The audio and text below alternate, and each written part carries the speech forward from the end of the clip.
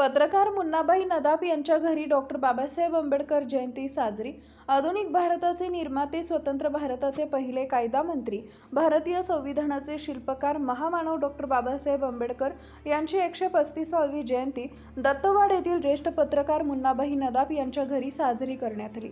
Kurundwad police ठाण्याचे सहाय्यक police निरीक्षक संतोष माने, सरपंच अनिता कडाके, उपसरपंच राखी कोळी, ग्रामविकास अधिकारी संतोष चव्हाण, माजी सरपंच चंद्रकांत कांबळे यांच्या हस्ते मूर्तीस पुष्पहार अर्पण करून महामानवास अभिवादन करण्यात आले.